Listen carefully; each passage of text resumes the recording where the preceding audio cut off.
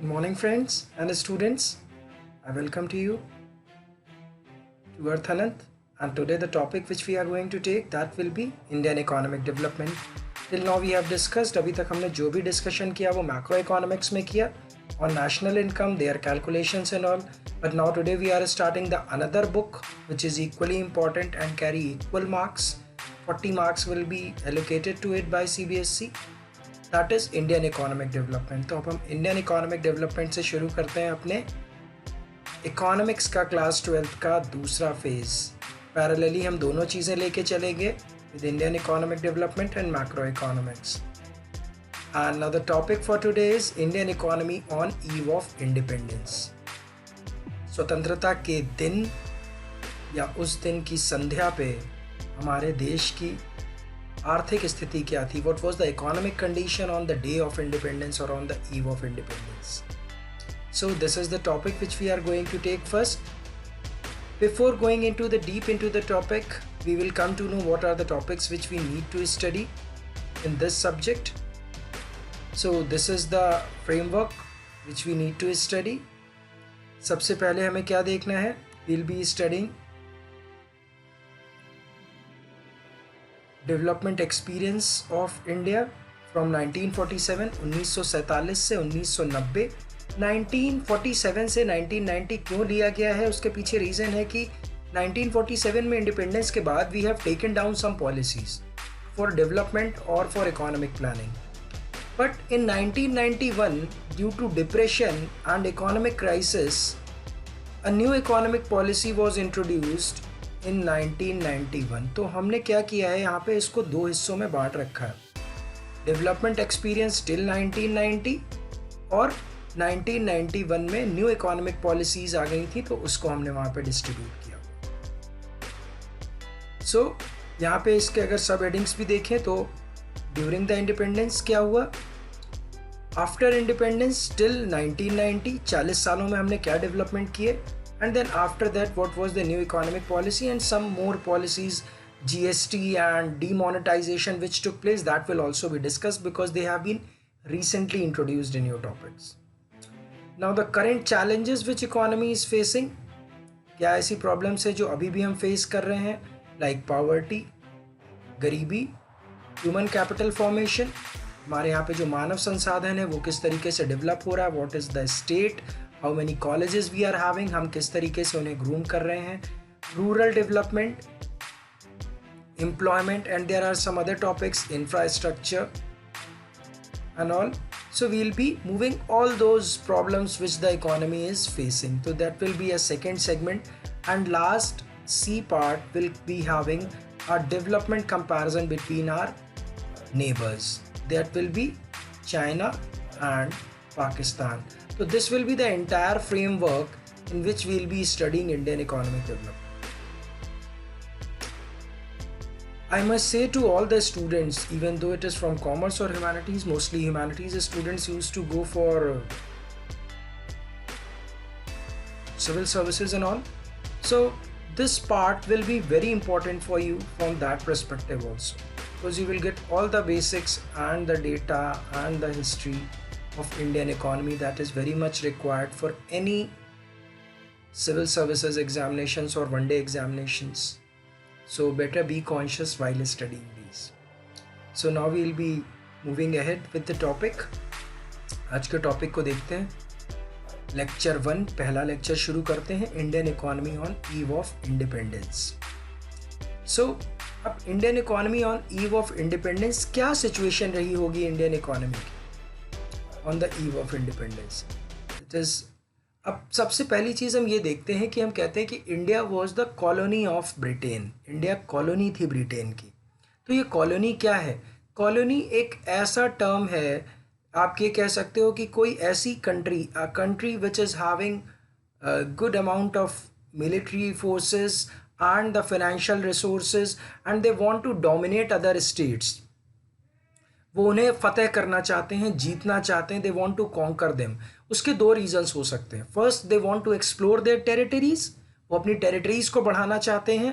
जैसे हम कहा करते थे कि ब्रिटिश रूल में कभी भी सूरज अस्त नहीं होता था, sun never sets for Britishers, ऐसा क्यों होता था? बिकॉज उन्होंने एक्सप्लोर कर रखा था अपनी टेरिटरीज को।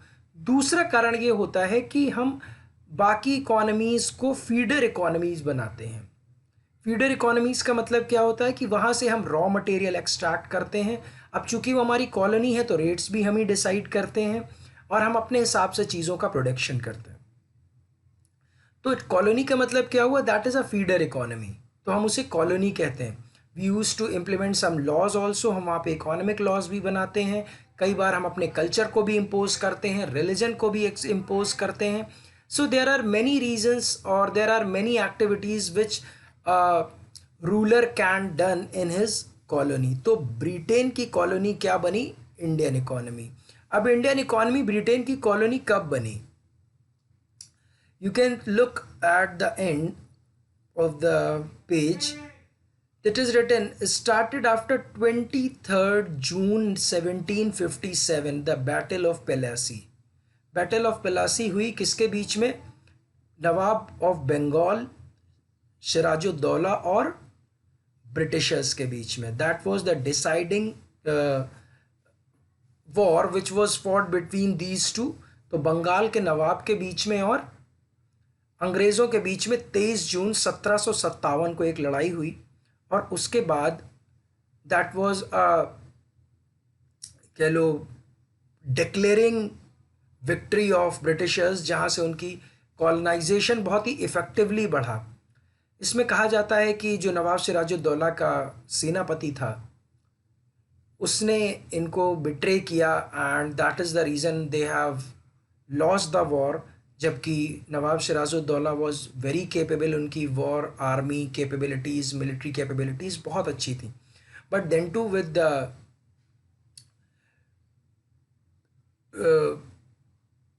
Due to his minister, we can say, he was unable to win the Britishers. सो 23 जून 1757 को हिंदुस्तान में ब्रिटिशर्स ने अपनी चीज़ों को शुरू किया and finally the east India company has started colonising the India. So this was a bit, थोड़ी सी history है जो कि कॉलोनी की है, इंडिया कैसे कॉलोनी बनी।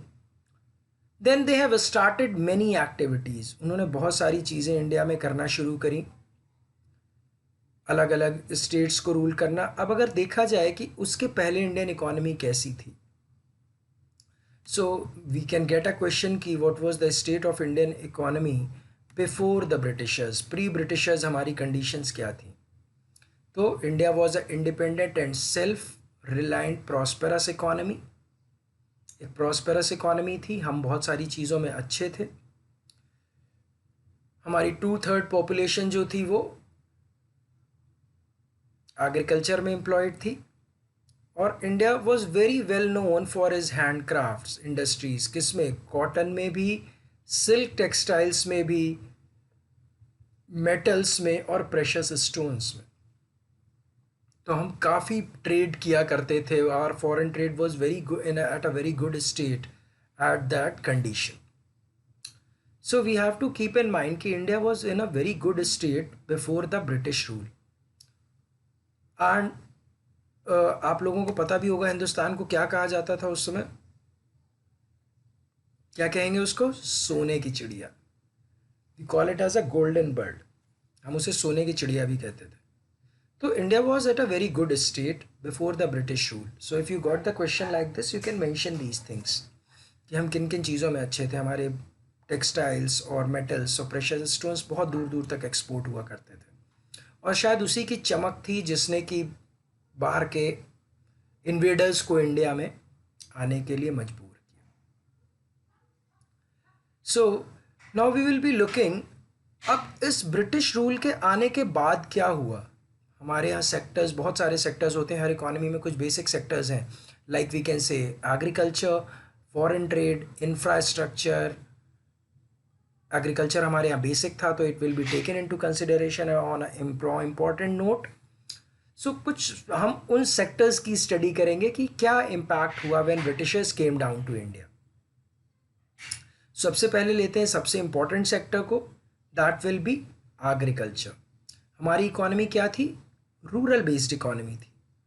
अभी भी हमारे यहाँ पर बहुत ज़्यादा शहर नहीं थे, अर्बनाइजेशंस नहीं थे, क्लोज्ड इकोनॉमीज थी विलेजेस में, people were dependent on each other. लोग वहीं पर बनाया करते थे चीज़ें और वहीं के लोग उसे खरीद लिया करते थे। एक ही गांव में कोई दर्जी है, टेलर है, कोई आयरन का काम कर रहा है, कोई कपड़ों का काम कर रहा है, कोई अनाज का काम कर रहा है। So it was an economy that was independent on it self. बहुत ज़्यादा ट्रांसपोर्टेशन और कम्यूटेशन नहीं होता था लोगों में। हाँ, कुछ चीज़ें जिनमें हम बहुत अच्छे थे तो दो we are communicated, but that was not affordable for everyone. हर आदमी अफोर्ड नहीं कर सकता था उन प्रेशर्स स्टोन्स और टेक्सटाइल्स को। तो हम ये कहते हैं कि हमारी एक रूरल बेस्ड इकोनॉमी थी। Around 85% people were India employed with agriculture. लेकिन उसके बाद भी हमारे यहाँ पर फूड सप्लाईज नहीं थी। उसका रीज़न क्या था ब्रिटिश रूल में, उसको देखते हैं। These are the 4 reasons which we will be going to know. सबसे पहला क्या था हमारा? Land settlement system. Land settlement system क्या कहते हैं? अब देखिए क्या था, इन्होंने, अंग्रेज़ों ने क्या किया, they have created a land settlement system, जिसमें उन्होंने ज़मींदारी सिस्टम बनाया। वैसे तो कई सारे हैं, बट आज पर the syllabus of class 12th will be just going through the one, जिसे हम कहते हैं आपका ज़मींदारी सिस्टम। इसके अलावा महलवारी भी होता था, उसके अलावा रैयतवारी भी होता था। तो there are different types of things, जहाँ पर किसी जगह पे इन्होंने ज़मींदार बना रखे थे, किस जगहों पे इन्होंने किसानों से चीज़ें ले रखी थी, किसानों को भी अलग अलग क्लासिफाई किया हुआ था। तो एक जैसा कोई सिस्टम नहीं था इंडिया में। तो हमारे पास ज़मींदारी भी था, रैयतवारी भी था, महलवारी भी था। तो बहुत सारे ऐसे सिस्टम्स थे हमारे यहाँ पे जो कि इस्तेमाल हुआ करते थे। So but at this current syllabus requirement हम क्या देखेंगे इंडिया में? Land settlement system. तो यहाँ पे क्या हुआ करता था, आप लोगों ने मूवी देखी होगी आमिर खान की लगान। तो वो लगान क्या था? That was given to the zamindars और द प्रिंसली स्टेट्स जो कि वहाँ पर हुआ करते थे। तो ये लैंड सेटलमेंट सिस्टम ने क्या किया, एक ट्री पार्टाइट सिचुएशन बना दी। अब इसमें कौन कौन हो गया? ब्रिटिशर्स, जमींदार और द टिलर्स। तो जमींदार कौन हो गए? They were landlords. काम करने वाले कौन हो गए? Tillers and the Britishers. तो tillers they use to work on the land. अब वो बहुत हैवी टैक्सेस पे किया करते थे गवर्नमेंट को। तो वो कौन लेता था? ज़मींदार लेता था, और उस टैक्स को वो ब्रिटिशर्स को दे दिया करता था। तो इसमें बहुत हैवी टैक्सेशन एक्सट्रैक्ट किया जाता था किसानों से, जिसकी वजह से उनका ज़्यादा से ज़्यादा प्रोडक्शन जो होता था वो राजाओं के पास चला जाता था, या फिर ज़मींदारों के पास और ब्रिटिशर्स के पास चला जाता था। तो this land settlement system was very exploitative. ये बहुत एक्सप्लॉयटेटिव था। एक तो इंडिया में, अगर हम नेक्स्ट पॉइंट को देखें तो then it will be better explain. Next point हमारा कह रहा है कमर्शलाइजेशन ऑफ एग्रीकल्चर। हम एग्रीकल्चर के कमर्शलाइजेशन की बात कर रहे हैं। कमर्शलाइजेशन का मतलब क्या हुआ कि अंग्रेज़ों ने इंडिया को, मैंने आपसे शुरू में बोला कि फीडर इकोनॉमी मानता था। तो इन्होंने क्या किया कि हमें कैश ट्रेडिशनल फूड क्रॉप से शिफ्ट किया, किस पे? कैश क्रॉप्स पे। ठीक है, इंडिगो और आपके कॉटन और इस तरीके की चीज़ों पर इन्होंने हमारा फोकस बढ़ाना शुरू किया। तो हुआ क्या, उससे ऐसे ही हमारे यहाँ पे फूड सप्लाईज कम थी, और इन कमर्शलाइजेशन ने हमारे एग्रीकल्चरल लैंड को और ज़्यादा एक्वायर कर लिया इन सारी चीज़ों पे। तो क्या हुआ कि हमारा जो प्रोड्यूस था, जो आउटपुट था, जो इनकम था, वो और कम हो गई, लोगों के पास खाने को और कम हो गया, और उसके बाद हमें उस पर क्या देना होता था? लगान देना होता था। तो सिचुएशन और ज़्यादा प्रॉब्लमैटिक हो जाती थी for the farmers. So commercialisation ने क्या किया, हमारा जो ट्रेडिशनल फूड क्रॉप्स थी उनसे हमें शिफ्ट कर दिया। तो इसकी वजह से कई बार फेमाइंस भी आए, लोगों में भुखमरी जैसी कंडीशन आ गई। सो that was also a problem, जिसकी वजह से हमारे यहाँ पर एग्रीकल्चरल आउटपुट में इनकम नहीं हो पा रही थी। तीसरे पॉइंट को देखते हैं, लो level of productivity. Low level of productivity क्यों थी? एक तो हम कमर्शलाइजेशन की वजह से शिफ्ट हो गए, दूसरा there were no irrigation facilities. हमारे पास कोई इरिगेशन फैसिलिटीज़ नहीं थी। तो इरिगेशन फैसिलिटीज ना होने की वजह से क्या होता था, हमारा जो आउटपुट था वो और कम हो जाता था। हम पूरी तरीके से डिपेंडेंट किस पे थे, नेचुरल रेनफॉल पे। बारिश होगी तो फसल होगी, नहीं तो नहीं होगी। So that was also a reason of low level of productivity. Then we come to last point, scarcity of investments. There were no such investments done by the government on agricultural sector. कोई भी investment नहीं किया जाता था, private players के पास इतने पैसे नहीं होते थे कि वो उनको इन्वेस्ट करें। तो हमारे यहाँ पर जैसे आज गवर्नमेंट बहुत सारा क्रेडिट और बहुत सारा आपको फाइनेंशियल एड और फर्टिलाइजर्स प्रोवाइड करती है, तो no such investments were done. उन्हें जो भी मिल रहा था वो एक्सट्रैक्ट कर रहे थे इंडियन इकोनॉमी से। सो हमारे यहाँ पे क्या हुआ, एग्रीकल्चर में सबसे ज़्यादा पॉपुलेशन इन्वॉल्व थी, लेकिन उसकी सिचुएशन बहुत ज़्यादा ख़राब थी। हम जो प्रोड्यूस करते थे that was for raw material for the sake of Britishers, और फूड सप्लाईज हमारी कम थी क्योंकि हम कमर्शियल क्रॉप्स पे शिफ्ट हो गए थे। इरिगेशन फैसिलिटीज़ नहीं थी, and there were no investments for future explorations. So in total the agriculture was not in a good state. तो ये हमारे एग्रीकल्चरल सिचुएशन थी। Now we will move to different sector, और दूसरे सेक्टर की बात करते हैं। दूसरा सेक्टर कौन सा इंपॉर्टेंट होता है, industries. Industries are very important from the point of view of any economy. तो हम एग्रीकल्चर के बाद हम मैन्युफैक्चरिंग और इसमें थे। As we have are aware, अभी शुरू में हमने इन चीज़ों को देखा है कि India was very good in metals, handcrafts, textiles, spices. तो इंडस्ट्रीज़ हमारी बहुत अच्छी थी, लेकिन ब्रिटिशर्स ने क्या किया, उन्हें जो चीज़ें चाहिए थी हमसे, उन्होंने उस तरीके से इंडस्ट्रीज़ को डेवलप करना शुरू किया। तो they have D industrialised the handicraft industry. इन्होंने डी इंडस्ट्रियलाइज कर दिया सबसे पहले हमारी हैंडीक्राफ्ट इंडस्ट्री को, क्योंकि उसमें हम अच्छे थे और उन्हें क्या करना था, अपने प्रोडक्ट्स यहाँ से बेचने थे, इंडिया में अपने प्रोडक्ट्स बेचने थे। तो पहले उस इंडस्ट्री को ख़त्म करना ज़रूरी था, तो उन्होंने क्या किया, इंडस्ट्रीज़ को डी इंडस्ट्रियलाइज किया। दूसरी चीज़, उन्हें रॉ मटेरियल चाहिए था। तो हमारे यहाँ पे जो भी इंडस्ट्रीज़ थी वो इन हैंडीक्राफ्ट इंडस्ट्रीज़ को रॉ मटेरियल प्रोवाइड करने के लिए थी।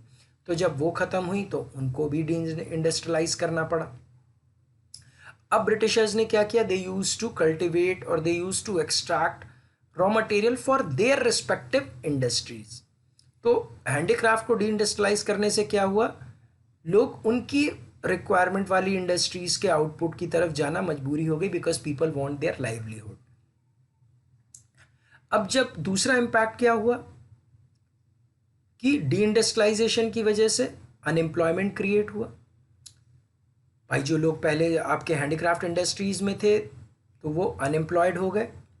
दूसरी चीज़, अब जब हम खुद आउटपुट नहीं कर पा रहे थे तो हमें इंपोर्ट करना पड़ा। वो इंपोर्ट हमें किसने प्रोवाइड कराया, ब्रिटिशर्स ने।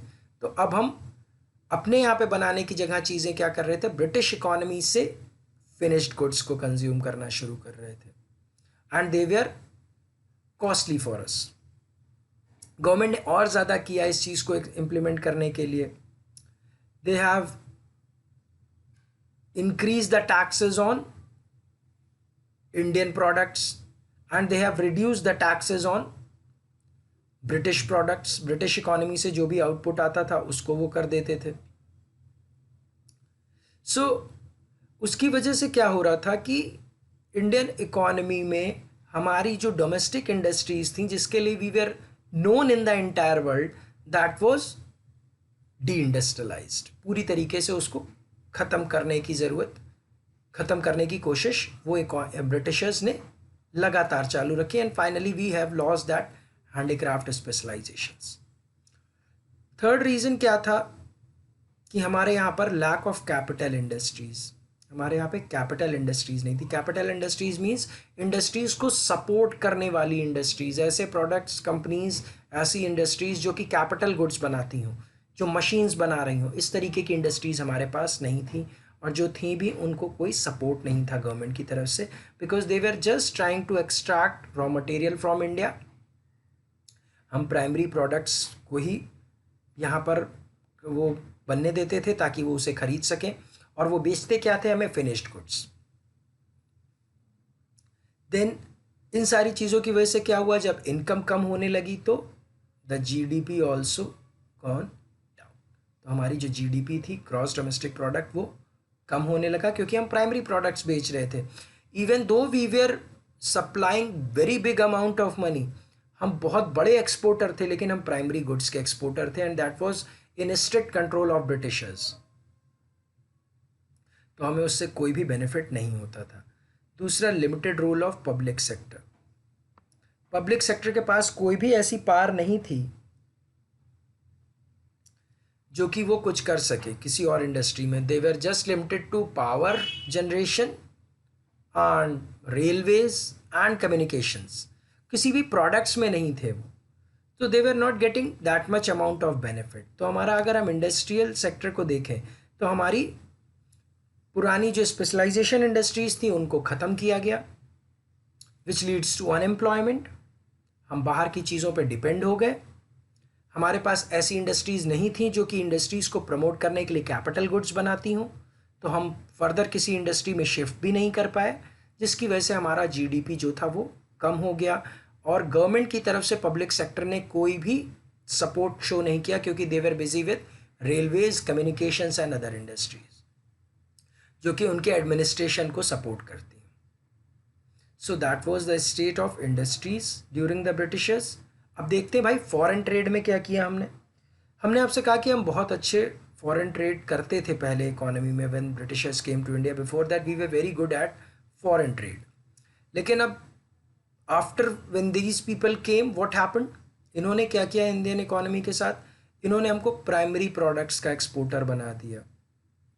तो हम एक्सपोर्ट तो बहुत करते थे, वी वर नोन कि इंडिया बहुत बड़ा एक्सपोर्टर है, लेकिन हम एक्सपोर्ट क्या कर रहे थे, रॉ मटेरियल, जिसकी प्राइसेस बहुत कम हुआ करते थे। नेग्लिजिबल प्राइसेस पे हमें एक्सपोर्ट करा जाता था, क्योंकि वो जाता कहाँ था, ब्रिटिश इंडस्ट्रीज़ में, और फिर वहाँ से वो फिनिश्ड गुड बन के हमारे पास आता था और हम उसे और ज़्यादा महंगे दामों में ख़रीदा करते थे। तो हमें मिल कम रहा था और हम पे ज़्यादा कर रहे थे। तो देखते हैं क्या क्या चीज़ें हुई। Yes, these are the points which we have to keep in mind while answering the questions. Exporter of primary products and importer of finished goods. हम क्या करते थे, प्राइमरी प्रोडक्ट, जैसे हम कॉटन सप्लाई करते थे और शर्ट किया खरीदा करते थे, तो कहीं ना कहीं हमारे कल्चरल बैकग्राउंड को भी चेंज करने की कोशिश करी गई। हमारे यहाँ क्या पहना जाता था, धोती कुर्ता, इस तरीके की चीज़ें। ब्रिटिशर्स ने क्या किया, उन्होंने अपनी इकोनॉमी, अपने कल्चर की चीज़ों को भी यहाँ पर इम्पोज करना शुरू किया। तो लोगों ने शर्ट्स और ट्राउज़र्स पहनना शुरू कर दिया। अब चूँकि Britishers were considered as superior, so people use to copy them also. तो हमारे यहाँ पे क्या हुआ, फिनिश्ड गुड्स ब्रिटेन से आने लगे। तो हम कम पैसे की चीज़ें बेच रहे थे और ज़्यादा पैसे की चीज़ें खरीद रहे थे। तो हमारे यहाँ के गुड्स के एक्सपोर्ट पर भी ज़्यादा टैक्सेस थे।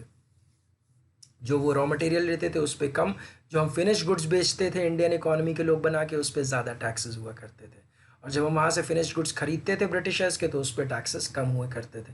So the entire trade policy was in favour of Britishers. उन्होंने एक मोनोपोली कंट्रोल कर रखा था कि क्या एक्सपोर्ट होगा, क्या एक्सपोर्ट नहीं होगा। That was the entire control. उसका जो भी रेवेन्यू आता था वो सारे का सारा उनके एडमिनिस्ट्रेशन में जाता था, and that was not used for betterment of the economy. तो जो भी वेल्थ मिल रही थी, वो वेल्थ इंडियन इकोनॉमी में नहीं आ रही थी, वो इंडियन इकोनॉमी के जहाँ पर इनको बैटल्स लड़ने होते थे, वॉर हो रही थी, किसी देश को अक्वायर करना, किसी स्टेट को जीतना, उन सारी चीज़ों में ये उस वेल्थ को खर्च किया करते थे। And a part of it was also deposited to the British empire in Britain. तो वहाँ पर भी वो जा रहा था, सारे पैसे वॉर में खर्च हो रहे थे, उनके एक्सप्लोरेशंस में, उनके जो वो टेरिटरीज कॉन्कर कर रहे थे उनमें खर्च कर रहे थे। सो what was happening actually, the Indian economy was become अब एक्सपोर्टर ऑफ प्राइमरी गुड्स। हम कच्चा माल बेचा करते थे और फिनिश्ड गुड्स खरीदा करते थे, जबकि पहले हम बहुत अच्छे थे फिनिश्ड गुड्स में। गवर्नमेंट की मोनोपोली थी, वो जो बेचना चाहते थे वही चीज़ें बेचा करते थे, उसके अलावा और कोई चीज़ आप नहीं बेच सकते थे अपनी मर्जी से। And the wealth was drain to British discretion, वो उनके डिस्क्रिशन पर ड्रेन कर दी जाती थी। तो that's what state of foreign trade. तो हमें we have to keep in mind we are exporter of primary products, importer of finished goods, There was a monopoly, control of British rule, and the drain of Indian wealth to British territories or British expenditures. Now come to the next topic. देखते हैं आगे क्या है. Demographic condition. Demographic condition क्या कहती है कि हमारे यहाँ पे लोगों की एज क्या थी, इनकम क्या थी, जेंडर्स डिस्ट्रीब्यूशन, ये सारी चीज़ें हमें क्या बताती हैं. डेमोग्राफिक कंडीशन लोगों को क्या नॉलेज होती है, कितनी एकेडमिक क्वालिफिकेशंस हैं, दीज आर. अब ये आप देख सकते हो मैप. 1765 में इंडिया वाज लाइक दिस. हम काफ़ी अफ़गानिस्तान तक इंडिया फैला हुआ था. और हमारी डेमोग्राफिक कंडीशंस में हम देखते हैं क्या क्या चीज़ें थी. Yes, this was the demographic condition of India.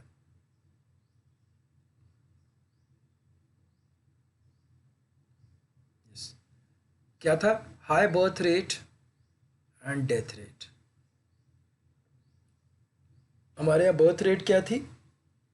Birth rate was very high. लोग पैदा भी हो रहे थे और मर भी रहे थे. एवरेज एज लोगों की 32 ईयर्स 34 ईयर्स थी, जो कि आज 60 ईयर्स प्लस है. क्योंकि there was no health facilities, कोई हाइजीन नहीं थी, न्यूट्रिशन नहीं था लोगों के पास. हम कैश क्रॉप पे शिफ्ट कर चुके थे. लोग बहुत थोड़ा थोड़ा खाना खाया करते थे and that was not also hygienic and उसमें न्यूट्रिशन नहीं हुआ करता था. तो लोग पैदा तो हो रहे थे लेकिन डेथ रेट बहुत ज़्यादा था. सो लोगों की एज, एवरेज एज बहुत कम हुआ करती थी.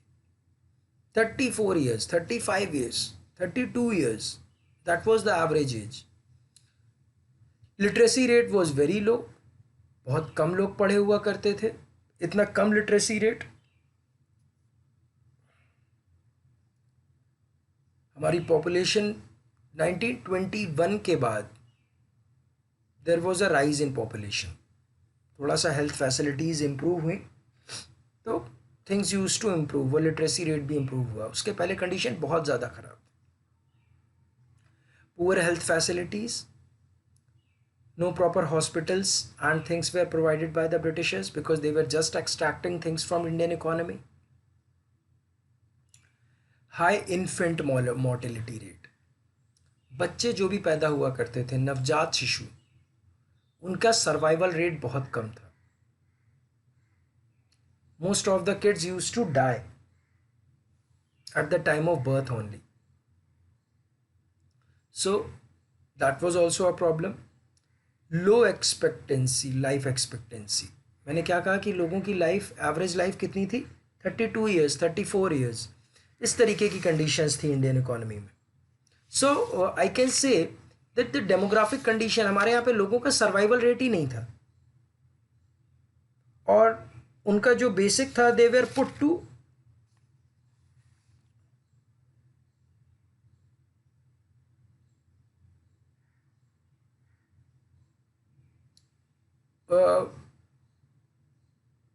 heavy work.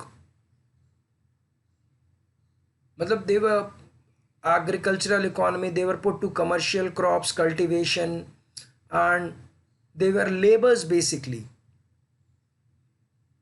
And the nutrition which was given to them, that was not even sufficient. तो ये सारी चीज़ें रिजल्ट किस में हो रही थी. एक वाइड स्प्रेड पॉवर्टी, गरीबी और भुखमरी हिंदुस्तान का एक बहुत बड़ा सच बन गई. तो that was the demographic conditions of during the time of British rule. और जब हम आज़ाद हुए तो हम इस कंडीशन में थे कि हमारे यहाँ पे हाई बर्थ रेट और डेथ रेट दोनों ज़्यादा थे. लिटरेसी रेट वाज वेरी लो. लोगों में पढ़ाई लिखाई की बहुत कमी थी. हमारे पास यूनिवर्सिटीज़ और इस तरीके की फैसिलिटीज़ नहीं थी. हॉस्पिटल्स और health facilities were very rare. बच्चों का सर्वाइव करना बहुत मुश्किल होता था when they used to born. और लोगों की एवरेज लाइफ 34 ईयर्स 35 ईयर्स ही हुआ करती थी. And there was wide spread poverty. गरीबी बहुत चरम पे थी. So that was the demographic condition. अब देखते हैं आगे और क्या चीज़ें हैं. Infrastructure. Yes, now infrastructure basically क्या होता है, किसी भी इकोनॉमी में कुछ चीज़ें होती हैं, जैसे मान लीजिए आपका रोड ट्रांसपोर्ट, आप कोई भी बिजनेस कर रहे हो या लोग कहीं पर ट्रैवल कर रहे हैं या सोशल आइडियोलॉजीज़ का ट्रांसफ़र हो रहा है या फिर कमर्शियल आइडियोलॉजीज़ का ट्रांसफ़र हो रहा है, तो it requires a infrastructure. We need roads, we need rail, we need air and water transport, we need communication systems. So what was the state of Indian infrastructure at that point of time? तो सबसे पहले देखते हैं क्या था हमारे पास उस समय. रोडवेज, सबसे पहली चीज़. सड़कें कितनी थी? बहुत ज़्यादा डेवलपमेंट इसमें ब्रिटिश एम्पायर नहीं कर पाया. जो भी उन्होंने रोड्स बनाई, they were for their military movements and mobilisation, और रॉ मटेरियल को एक्सट्रैक्ट करने के लिए कि हर जगह से हम रॉ मटेरियल कलेक्ट कर सकें और अपने फिनिश्ड गुड्स को बेच सकें. तो उनकी roads they were not very efficient. उन्हें जहाँ ज़रूरत हुई वहाँ उन्होंने बनाई, जहाँ उन्हें ज़रूरत नहीं हुई वहाँ पे उन्होंने नहीं बनाई. तो we can not say there was a very good development in roadways. हाँ, secondly if we see railways, that was a significant development done by them, but that was also for their mobilization of armies and their वो अपने जो strong holds रखना चाहते थे अपनी territories पे, और वहाँ से रॉ मटेरियल एक्सट्रैक्ट करना चाहते थे और अपने फिनिश्ड गुड्स को बेचना चाहते थे. तो उस वजह से उन्होंने रेलवेज को काफ़ी स्ट्रॉन्ग किया, जिसने उनका होल्ड भी इंडियन इकोनॉमी पे और इंडियन टेरिटरीज पे बहुत काफ़ी बढ़ा दिया. बट इससे बेनिफिट हमें ये भी हुआ कि जो हमारा एग्रीकल्चरल आउटपुट था that can be easily commercialized. इससे हमें बेनिफिट्स भी हुए, हम ये नहीं कहेंगे. But railways is has come up with some good science for Indian economy.